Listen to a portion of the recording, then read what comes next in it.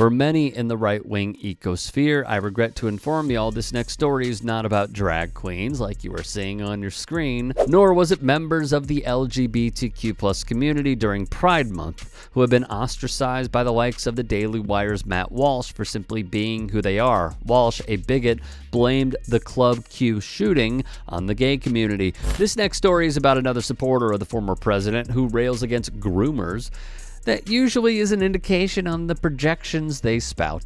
Meet Andrew Overheul, a Trump-supporting softball coach in the state of Florida. Overheul has a track record of getting himself into trouble, yet as we have seen previously, the party of family values will do anything but. Back in April, the Orange Park coach was indicted on producing or attempting to produce. This is the same dude who would rail against leftists for not leading with their hearts. He'd write, "Last I checked, their patriotism has yet to prompt the singing of the national anthem and chanting pride in our country." At the time, First Coast News reported, the Trump-supporting Overheul made 4 victims, all of whom are children. He faces 180 years in prison if he were to be convicted. The minimum was 15. That's where former Florida Gator and NFL quarterback Tim Tebow comes into the mix. Through his foundation, Tebow, law enforcement, and local lawmakers formed a joint task force called NFL Intercept.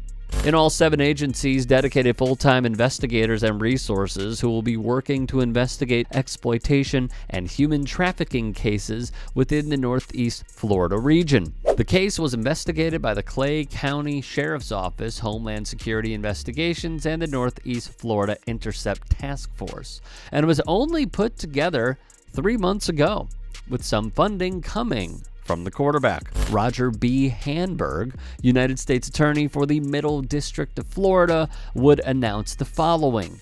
In their write-up off justice.gov, Hanberg announced he brought 6 charges. The indictment also notifies Overheul that the United States intends to forfeit electronic devices used in the commission of the charged offenses. Overheul has been ordered to be detained pending the trial, scheduled for the June 2023 trial term.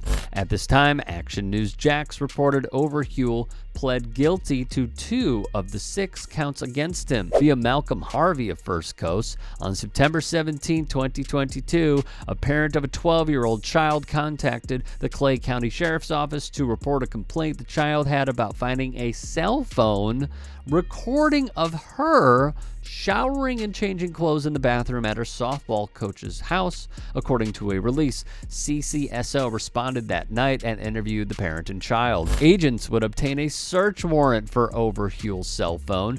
They would find more photos who were on his softball team. Furthermore, Homeland Security would execute a search warrant of the coach's home. They uncovered more devices with, what First Coast News reports, hundreds of photos and videos of minors.